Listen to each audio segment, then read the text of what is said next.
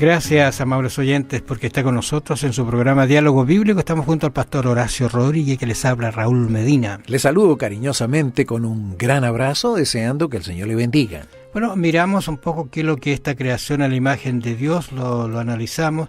Vimos que hubo una caída, lamentable caída, sus consecuencias fueron terribles para el ser humano.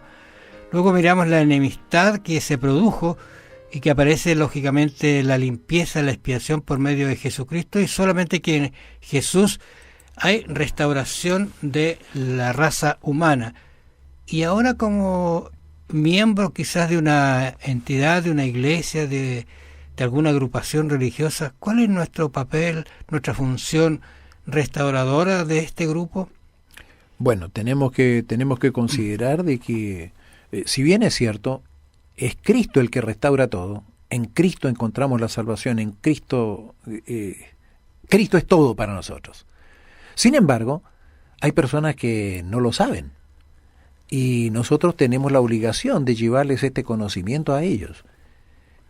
Comenzando primeramente, cuando uno hace un papel, generalmente uno va en representación de la iglesia, por eso que dice el papel restaurador de la iglesia.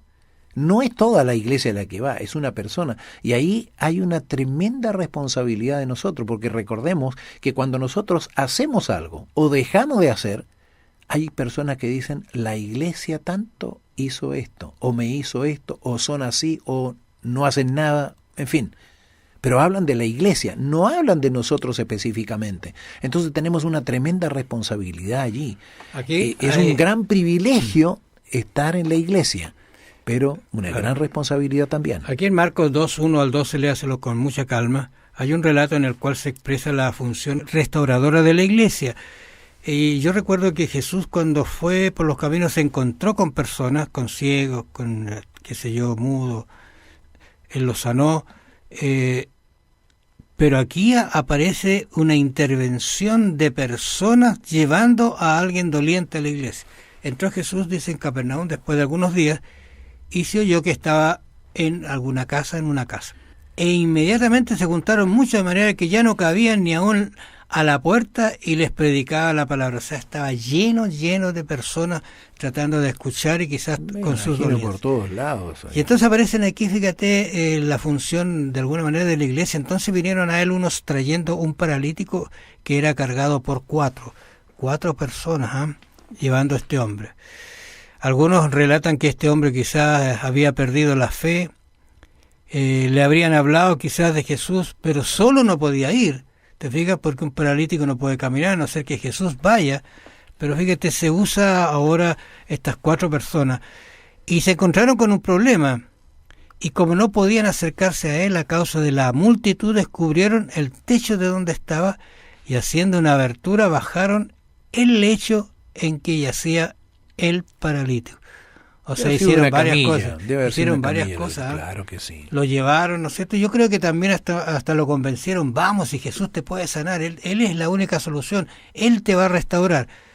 Y lo llevaron porque él no podía caminar, y acá se encuentran con otra dificultad que no es menor. Y ahora digo yo, tendrán que haber reparado el techo después, me imagino, cuando se fueron. Bueno, eso no lo dicen, seguramente lo hicieron.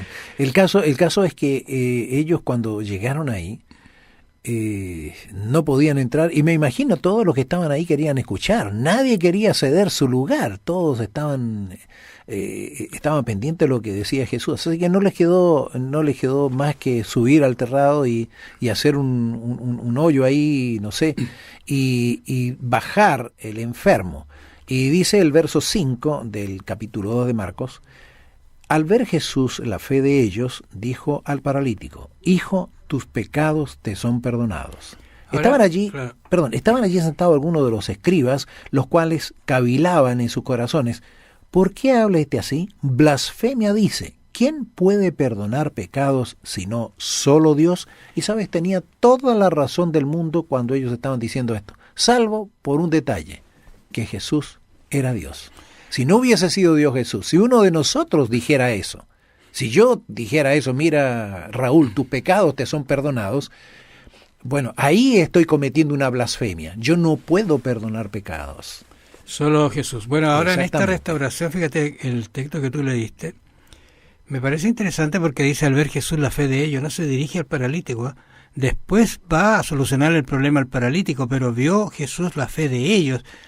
O sea, todo lo que hicieron conlleva fe, creencia que Él puede solucionar el problema.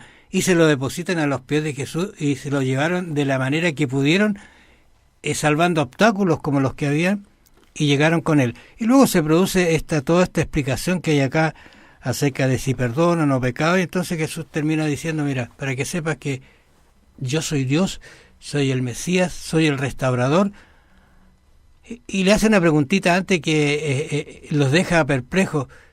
¿Qué es más fácil hacer? ¿Decirte te perdono tus pecados o decirle a este hombre levántate? Yo no sé.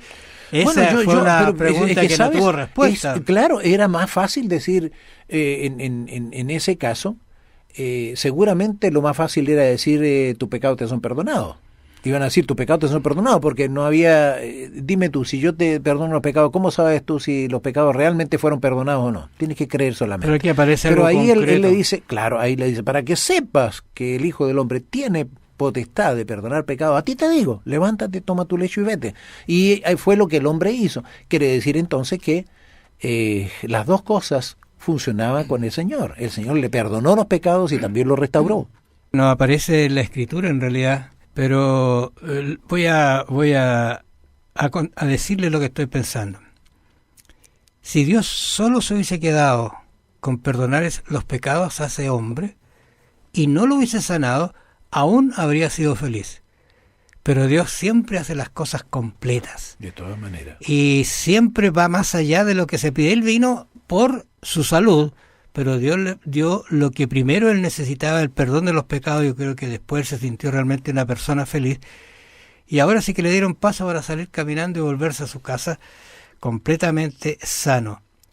Dios puede hacer eso, lo hizo y lo puede hacer en cualquier momento y en este instante. Escuchaba la emisora que decía que nosotros a veces en el silencio, en nuestro silencio no clamamos a Dios, no oramos, no le pedimos, y usaba el ejemplo de la oración de Jabe, que está en Segunda de Crónicas, cuando él dice, Señor, yo quiero que me hagas 4 cositas nomás, y al final el texto dice, y Dios le contestó todo lo que le pidió. Así podemos hacer también nosotros con nuestras peticiones.